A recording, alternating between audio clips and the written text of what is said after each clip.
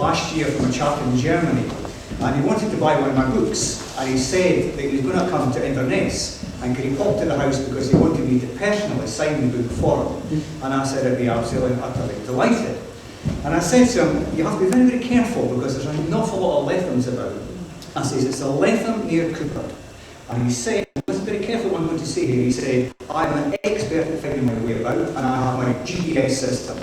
So he said, I will be here to see you on Wednesday at 2 o'clock precisely. I thought, great. So 2 o'clock came, he wasn't there, which is very unusual for a German. 2:30 came along, he still wasn't there. 3 o'clock came along, he wasn't there. 3:30, 4 o'clock he eventually turned up. And he apologised profusely to me. He said, I'm terribly sorry, I've actually been at Letham in burnt Island. But then I actually got chatting to him, and I said to him, he was a relatively young guy, I said, what is it you do? You know, just making conversation with him. He says, oh, I'm an Old Letham, I'm a navigator in tornadoes. He said, it's far easier up there than it is down here. Well, good evening, and I must admit that's absolutely wonderful. Thank you very much for so many of you actually coming along here this evening. It's far, far more than I thought. So thank you very much indeed.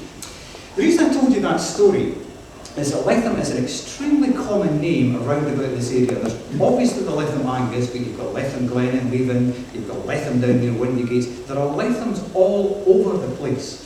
And the reason why Letham is such a common name, it means the place by the mire or the place by the bog. Now in Letham's instance, the bog is down the Bow Road down there. That was the site of Letham's bog, hence they called it the place by the bog. And of course, in a place like Scotland, then there's an awful lot of actual Lethams round about for that very, very reason. The bog itself is interesting. It's now gone. But up until about the 1970s, it still existed. And as was the case at the time, the prevailing agricultural practice at the time, the local farmer Jimmy Stewart drained it. At great expense, an awful lot of work, he drained this bog. But when I was a boy here up until the 70s, it was a beautiful area of natural marshlands. It was full of cows, it was full of peaweeds, and so on. It was just full of rushes all over the place. But it was drained, and personally, I'm a little bit happy to see it coming back again. You know, the bog coming back. Right, I've talked about Letham means. And the second thing I'd like to try and tell you about is, why on earth did Letham come into existence? Now, Letham came into existence, I think, for three main reasons. The first main reason is it was a crossing point. Now, it's a basic geographical reason. Whenever there's a crossing point, you've got a settlement grows up. Every time there's a crossing, there's a settlement. Now, you're probably thinking, if I say there's a crossing point in Letham, the crossing point is Letham Toll. Well, Letham Toll is the crossing point today. If you say, where's the crossing point in Letham? It's Letham Toll. But Letham Toll did not exist until the 19th century. There was no road to the Bow of Fife until the 19th century. There was no A92 going past Ferry Castle in the 19th century, up until the early 19th century. The crossing point in Letham was actually far, far further up. The crossing point was at Village Green. You've got the road coming in from Wonnymeal down past the West End. You've then got the big well tree there. Now, the crossing point that then continued straight on past the farm. That was the road that went to Fernie. That was the road that went up to Newport. They couldn't go the bottom road because, as you saw about 10 years ago, they went to all that expense in the A92 trying to stop it sinking. That was marshland. They could not put a road across there. So the road continued straight on from the Wonnymeal Road right past the farm. That was the first line of the crossing point. The second line was the one that goes up the School Brae. Now that road, the path is still there to this day. It continued on to Wonnymeal and it then connected up with Newborough. And of course it came down the way as well, down kind of round about the whole area. I am going to show you a map to show you this on it. That's quite interesting. So this is the first reason Letham came into existence, is this crossing point. And as I say, forget Letham Toll, that didn't exist at all. The second reason that Letham came into existence, as you'll probably realise from many householders here, particularly Debbie Smiles, that there's an awful lot of water in Letham. And you always require loads and loads of water for any settlement. Now Letham is quite famous for the number of wells. I know of at least 8 or 9 wells that exist. And in the 18th, 19th century, there'd be an awful lot more wells than that. And of course the wells all drain down into the actual marshland at the bottom of Letham. So there's a fantastic amount of very, very good water that's coming off the hill and going into the bog. I mean, you've got problems in an awful lot of places here. So water was the thing that killed people long ago. It wasn't dirty food, it was dirty water. So fresh water was very, very important. So there's an abundance of water in Letham. And the third reason that Letham came into existence is whenever they've got this crossing point, they've got the water, you've got very good farmland around about. Letham was a farm town. There's a farm in Letham going on way, way back. And essentially you have the farm, you then have the buildings round about the farm, and the whole thing would just spread round the farm. Now it's not the farm that's in existence today. David Stewart's farm was not built until 1860, it's a new farm in Letham. The existing farm, the old farm, is the Letham Lands building at the top of the village green. I'm going to be telling you an awful lot more about Letham Lands, because to me it's the most important building in the whole of Letham. So we know when Letham came into being, there's the crossing point, the water and the farm town. How old is Letham? I think Letham is a very, very ancient place going on way back to Roman times, even pre-Roman times. The first map I could find of Letham is way back in the 1740s. There is written evidence regarding Letham as far back as the 15th century from the monks of Monimeo. They are consistently writing about travelling through Letham on their journeys to Monimeo. Now there's very, very little written work before about the 15th, 16th century because of lack of printing presses and so on. So I see no reason why Letham cannot go right back to Roman times, because there are plenty of Roman remains around here. Now, I thought I would show you the first map here. This is a map by a famous cartographer called John Ainsley, and it's a map dating from 1772. So this is what Letham looked like in the 18th century, and it's a different Letham from the Letham we actually know today. This, by the way, is the first map that shows any detail in Letham. You'll see here's Letham here. This is the road from Clessie coming here. There's Whinney Park, there's Monimeo coming in here. Now here is the crossing point that I told you about. The road continues along the farm road here, and it ends up at Kinnicky and up at Fernie as well. That's the first crossing point. The second crossing point, you can see, is going up the School Brae, and it's connecting up sort of north of Nisbetfield Farm, and that is the road that is then going up to Newborough. But the interesting point about the map is this road coming down here. You'll see first of all that Letham is clustered around the actual crossing point. There are houses where George Manson and the Reeves houses are. There are houses there. There are some houses in the row, not very many. That's Letham Lands Farm, and there are houses in the West End. Now in 1772, the only house that exists in Letham today from that period is a Letham Lands Farm. Possibly the old bakehouse and buildings like that. There are no other houses that exist from that particular period, because Letham is an early 19th century village. But it's this road here is a point of interest. That is the site of Letham Toll today. Now you'll notice there is no road going to Fernie, because this is all Letham, the bog, the marsh here. There is no road going directly over down to the Bow of Fife here. What happened then was, because of the marsh, they could not put a road through this marsh. They jinked it off to the left round by Ballintaker Farm, or round about the sewage works here. They then took this dog leg and came down here. Now that was all to avoid the marsh. And the other interesting thing is, the road that's connecting up with Clessie, this is the present day 92, this road does not exist today either. The Earl of Letham and Melville did not like this road going through his estate, and therefore he shut it and he shifted it.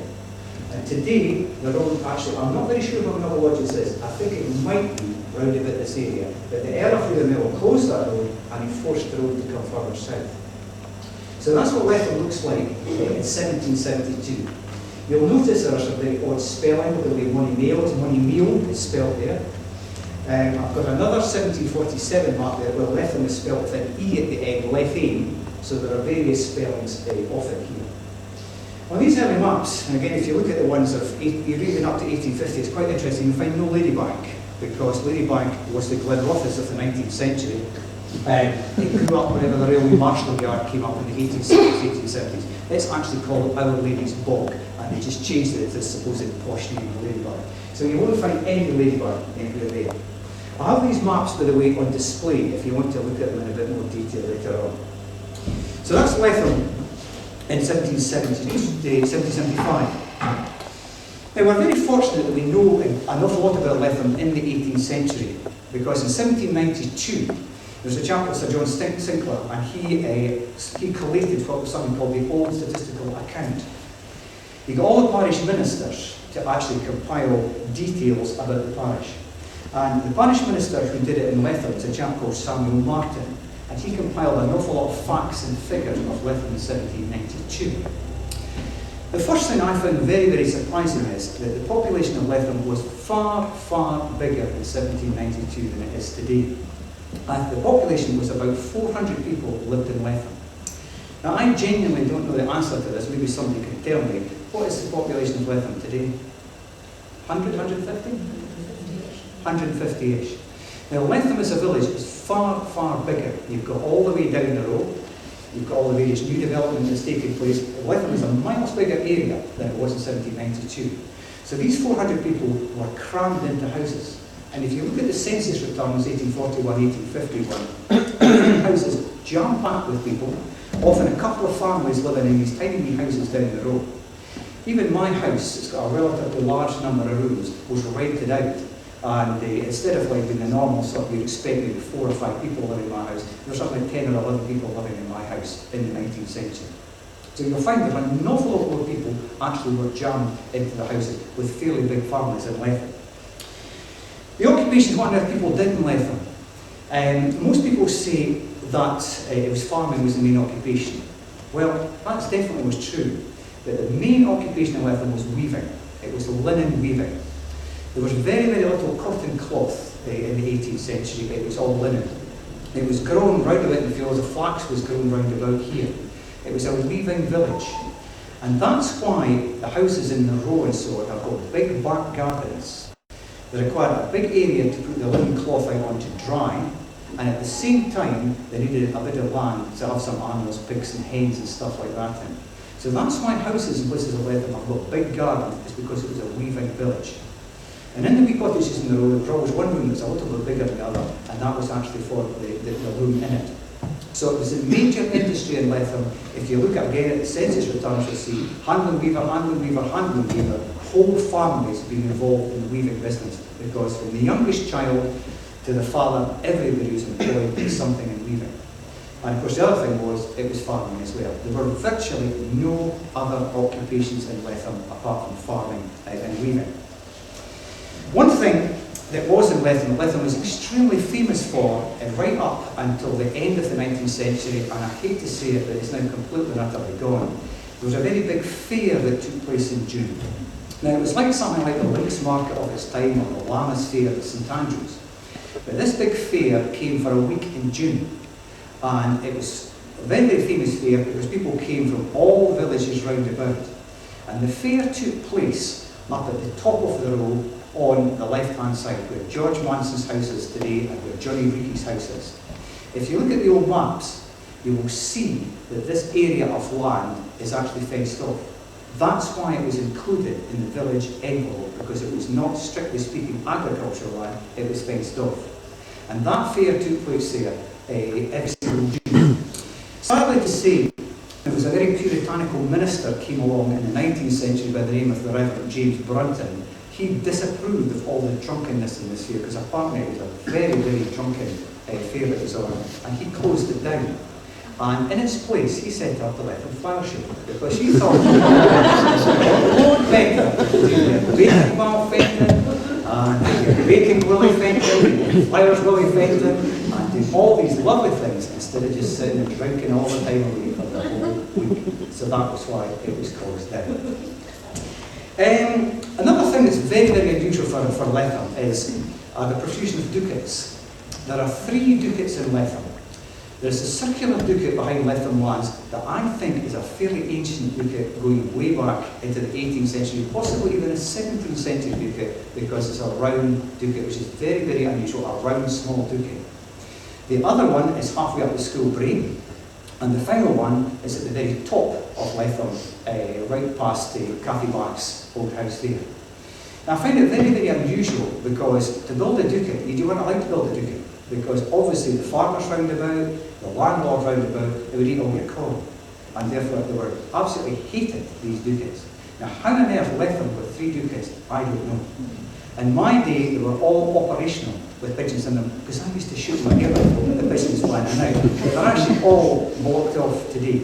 So it's very, very unusual. And these ducats, well, apart from the one at Letham Lands, it's probably 17th century or something. They're certainly early 19th century or late 18th century ducats that you've got in Letham, the other 2 there. Now, the type of houses in Letham in the 18th century, totally different to the houses today. Letham is an early 19th century village. The Row is early 19th century, the West End of Letham is early 19th century, this school Bray is early 19th century. All on the site of far, far earlier houses. The earlier houses, well, none of them exist at all. They were just simply rubble construction, just boulders taken off the field, earthen floors, and just used straw for roof, not even thatch, it was too expensive. And such houses, of course, are extremely primitive houses to actually live in. They're just simple huts. And these are the type of houses that were actually up on the map there. Now, these houses were all swept away, I'll tell you about, in the early 19th century. The only house of any note at all is a Letham Lands farmhouse. Now, Letham Lands farmhouse at the top of the village green. Unfortunately today, you don't get an idea of what it looks like, because in the early 1950s it was covered in horrible harling. It's a horrible orange harling. I'm going to show you some photographs of it as it should be. It's a beautiful 18th century house. Random rubble stone, small windows, etc. It probably dates to 1760, 1770. It was the finest house in Letham because it was the farmer's house. Everybody clustered round this farm here. And the farm itself is a beautiful little micro unit, because behind the farm is